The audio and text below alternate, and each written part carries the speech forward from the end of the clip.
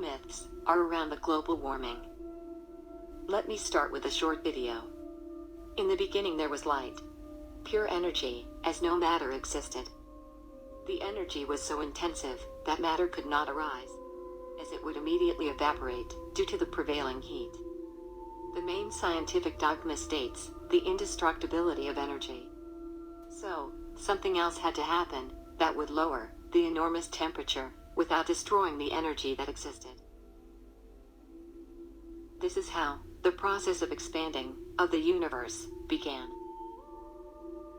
While the universe grows in size, the energy spreads over an increasing area, and less of it is observed locally. At a certain moment of the history, the level of energy has dropped enough for the effects of gravity became noticeable. Gravity is an extremely weak force. Only when the world cooled down, we could see and feel its effects. That is how the first generation of stars was formed. The stars were very close to each other, all of them located near the center of the universe. The details behind the functioning of the stars, I will cover in the next episode of this series. When the life of the first generation of stars ended, they disintegrated, usually in spectacular explosions, and in their place, a second generation of stars emerged.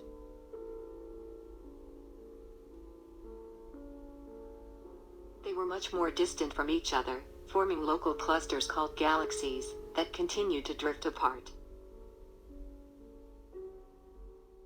Many stars in the sky that we observe are not actual, individual stars, but entire galaxies, seen from great distance, and thus merging into one glowing and blinking point. Now, it is the third generation of stars. They have trapped enormous amounts of energy in their matter. In contrast, planets do not matter. For our solar system, 99.8% of mass is located in the Sun. The change of energy into matter, along with the enormous enlargement of the cosmos, caused the energy to almost completely disappear. We are on the verge of an absolute freeze of the universe. The temperature has dropped from almost infinitely high to almost null. Currently, there are only 2 degrees above a point of a complete freezing of the universe.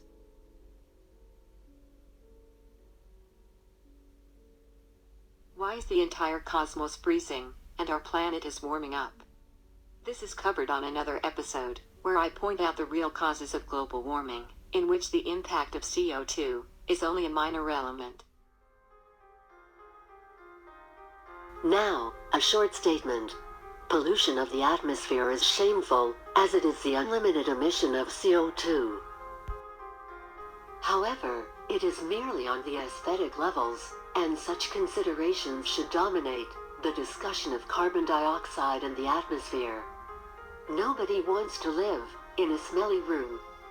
That should be the main grounds on the challenge, to keep the air we breathe pleasantly pure and fresh.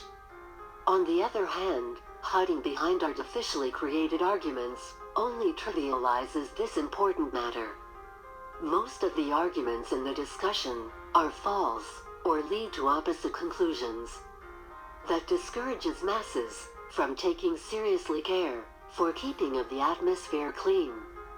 While it is a very thin layer, just 0.1% of the Earth's size, we literally smell other people's farts. While aesthetic considerations are unnoticed, many false arguments have been created, which I will try to demystify. And today, I am talking about one myth of global warming, which says that we will burn the world. On a graphic example, I will now present the thermodynamics of the universe, as it is known to the science. As we go back in time, the cosmos heats up. The further we reach, the warmer it gets.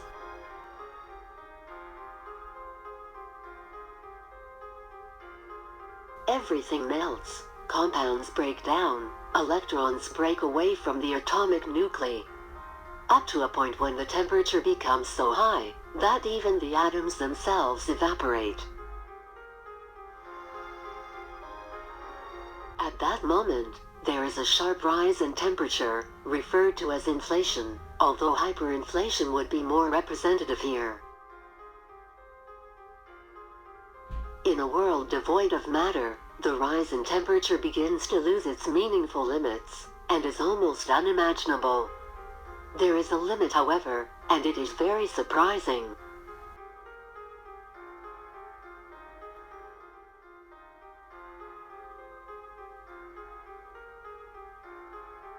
In the first second of its existence, the universe was so hot that the physics itself dissolved. When I was talking to a famous physicist who has been studying the first second of the life of the cosmos for decades, it turns out that each of the physical theories we can currently imagine fails in such extreme conditions of density and temperature, and physics as we know it could not exist. Thus, it is the boundary of the knowable world, just as the boundary is the realm of the visible cosmos. What is outside cannot be scientifically verified, so talking about that would be not distinguishable from telling fiction, thus I skip it.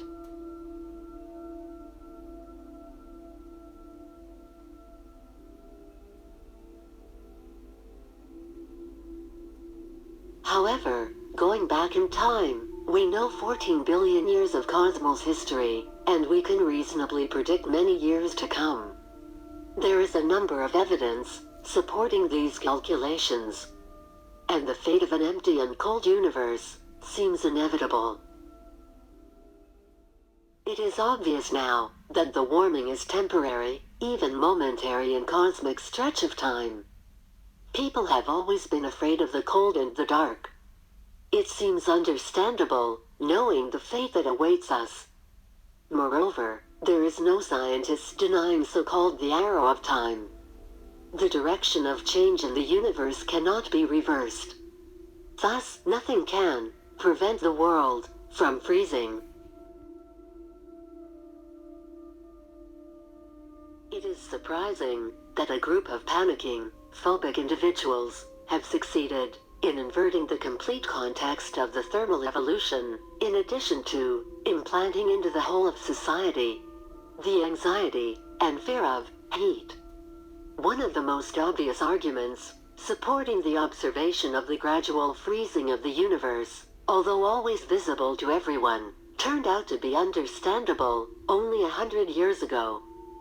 Back then the researchers tried to meaningfully answer the question, why the cosmos, filled with countless stars, is dark. When you watch the candles move apart in the background video, it is easy to imagine why it is getting colder and darker.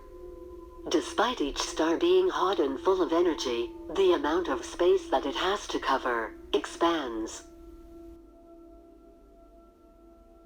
In the next episode, I will explain why, although everything freezes, we can observe the effect of heating up of the Earth.